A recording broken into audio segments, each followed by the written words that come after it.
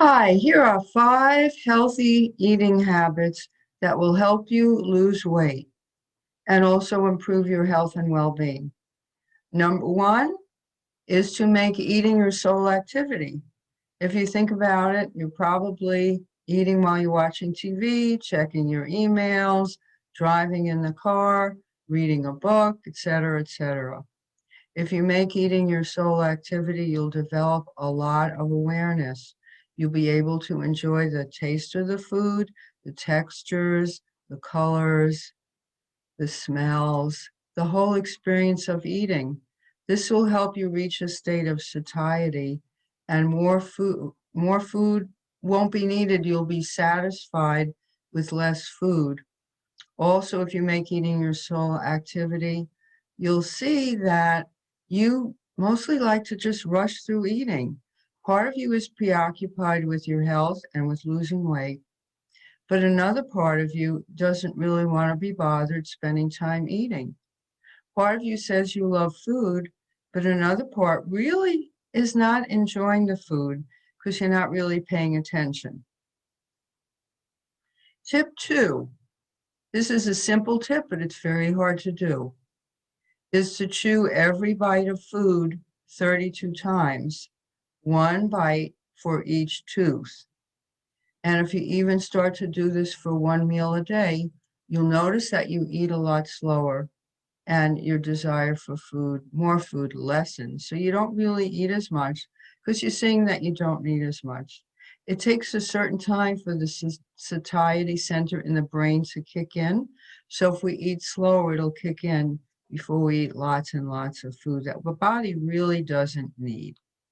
Also, there's a saying, the liver has no teeth.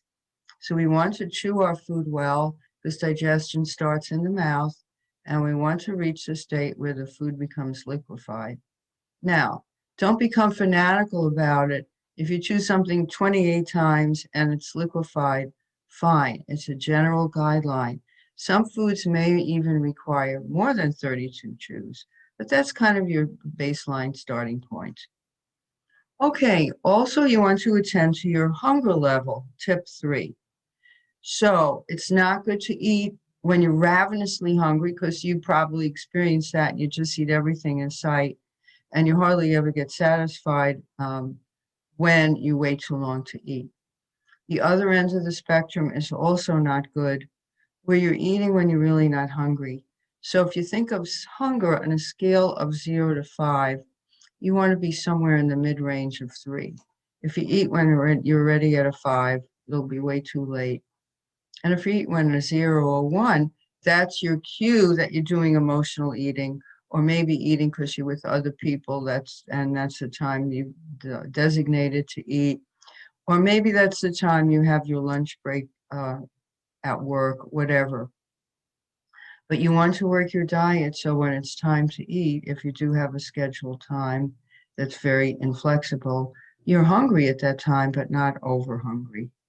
And you want to eat enough at your midday meal that you don't come home ravenously hungry and start snacking while you're cooking or just grabbing anything. Okay? Tip four is to eat in the right food zone. That means the place that you eat.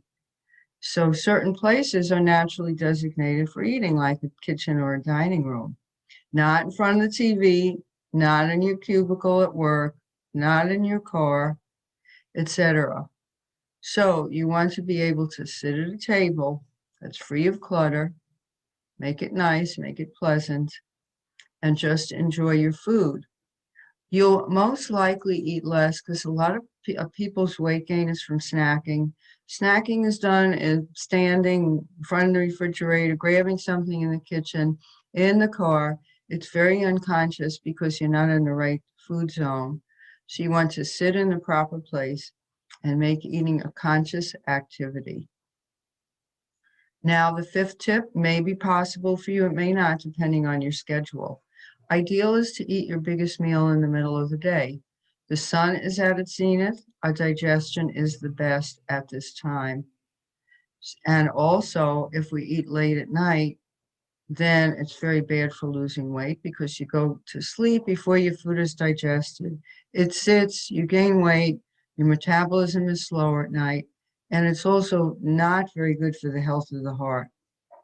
So if you can't eat your biggest meal midday, then eat your dinner as early as you can. Eat enough so that it keeps you full until you go to sleep. And you'll find that when you wake up in the morning, you'll feel a lot better from having eaten lighter and earlier in the evening. You could start with any of these tips. It's best to start with one at a time. Which one really jumped out at you? Work on that. And when you have that one pretty much becoming a habit, then start on the next one. When you have all these 5 habits established, you'll see how great you feel.